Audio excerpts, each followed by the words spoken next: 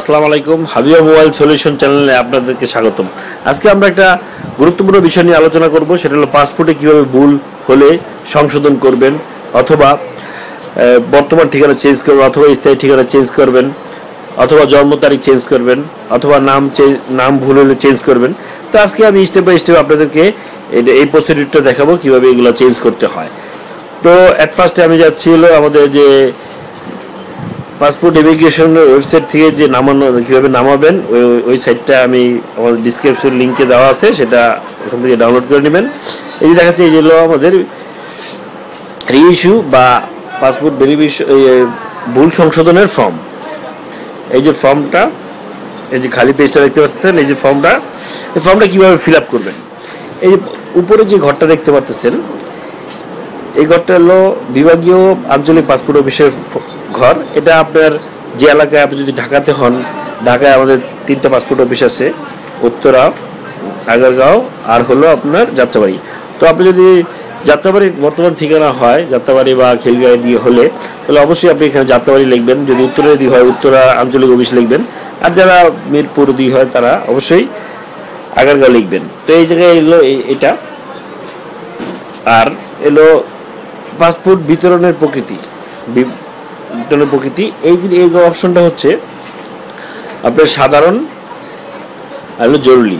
তো সাধারণ হলো আপনার 3450 টাকা, 3000 টাকা হলো অ্যাকচুয়ালি রেট, আর হলো 340 টাকা হলো ব্যাট, এলো 3450 টাকা। আর জরুরি হলো 6900 টাকা, ঠিক আছে, এটা জমা দিবেন। আর এই যে আবেদনকারীর নাম বাংলা, এটা আপনার পাসপোর্টে যেরকম আছে, আগের পাসপোর্টে যেরকম আছে সেরকমই লিখবেন, ইংলিশেও সেম লিখবেন। আর এই ঘরটাতে দেখতে পাচ্ছেন ফি এ প্রদানের তথ্য, সংক্রান্ত তথ্য। তো আপনি যে ব্যাংকে জমা দিবেন, এই ব্যাংকে জমা দিচ্ছেন, সেই ব্যাংকে কত টাকা জমা দিচ্ছেন, টাকার পরিমাণটা এখানে লিখবেন, ব্যাংকের নাম লিখবেন, শাখা লিখবেন, রসিদ নাম্বার এবং তারিখ। তো আমি ডিসক্রিপশনে দিয়ে দেবো যে আমাদের কয়টা ব্যাংক আছে অনলাইন, ওগুলো আপনি দেখতে পাবেন অন স্ক্রিনেই। আর এই যে বাম দিয়ে গৃহীত পাসপোর্টের তথ্য, আপনার পাসপোর্ট নাম্বার লিখবেন, ইস্যুর স্থান, কোন জায়গায় ইস্যু করছেন। যেমন আমি ঢাকাতে যদি আগে পাসপোর্ট করতে হবে, অবশ্যই ইস্যু লিখবেন ঢাকা, মেয়াদ উত্তীর্ণের তারিখ, কত তারিখ এক্সপায়ার হয়ে গেছে, এবং ইস্যুর তারিখ, ঠিক আছে। এই যে নিচে যে বন্ধুরা দেখতে পাচ্ছেন আপনারা, এটা হলো আমাদের মূল সাবজেক্ট। এটা হলো আমরা এডিট করব, যে ভুলটা আমরা সংশোধন করব। যেমন আপনার যদি জন্ম তারিখ ভুল হয়ে থাকে, তাহলে অবশ্যই পাসপোর্টে যে আগের পাসপোর্টে যেটা আছে সেটা এখানে লিখবেন, আর যে ভুলটা এখানে লিখবেন, আর সঠিকটা এখানে লিখবেন, বুঝতে পারছেন। তো এটা এখানে বুঝাতে যাচ্ছে যে পাসপোর্টের বর্তমানে প্রদর্শিত তথ্য, বুঝতে পারছেন বন্ধুরা। তো ভুলটা যদি পাসপোর্টে ভুল হয়ে থাকে, তো ভুলটা আগের পাসপোর্টে যেরকম আছে সেম লিখবেন, আর এটা এখানে লিখবেন হলো সংশোধিত যেটা সঠিকটা।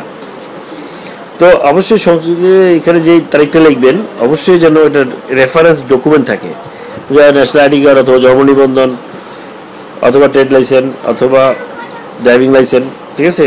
ওই জন্ম তারিখের সপক্ষে যে ডকুমেন্ট আছে, ডকুমেন্ট অবশ্যই লাগবে। পাসপোর্টে যে ভুল হয়েছে সেটা আপনারা সাবমিট করার জন্য। আর তারপরে আপনি যদি বর্তমান ঠিকানা বর্তমান ঠিকানা চেঞ্জ করতে চান, তাহলে আগে প্রদর্শিত এই জায়গায় লিখবেন, আর বর্তমান ঠিকানাটা, সঠিক ঠিকানাটা, বর্তমান যে ঠিকানা আপনি এখন, এইটা এখানে লিখবেন। বন্ধুরা, স্থায়ী ঠিকানা পরিবর্তনের ক্ষেত্রে একটু সিস্টেমটা একটু অন্যরকম।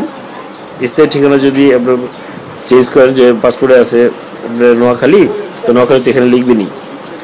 আর এখন হচ্ছে আপনার ঢাকা স্থায়ী ঠিকানা, তো অবশ্যই ডিআইপি ফর্ম 2 ফিল আপ করতে হবে। আরেকটা ফর্ম আছে, আমি আপনাদের দেখাবো। আরেকটা ফর্ম আছে, ওইটা 2 কপি ফিল আপ করতে হবে, এবং এটাও ফিল আপ করতে হবে, এই ফর্মটাও ফিল আপ করতে হবে। সেখানে ডকুমেন্ট হিসেবে এই ফর্মটা ফিল আপ করতে হবে। আর এখানে লিখতে হবে এই যে আগের ঠিকানাটা আর বর্তমান ঢাকার ঠিকানাটা এই সাইডে লিখবেন, বুঝতে পারছেন বন্ধুরা। সেই এইভাবে এই যেগুলো যতগুলো আপনার অপশন ভুল হয়েছে বা পরিবর্তন করতে চাচ্ছেন, তো বর্তমানগুলো এখানে লিখবেন, আর পরিবর্তনিত সংশোধিত নতুন যেগুলো, এগুলো এইখানে লিখবেন। তারপর তারিখ দিবেন, আর এখানে একটা সিগনেচার করবেন।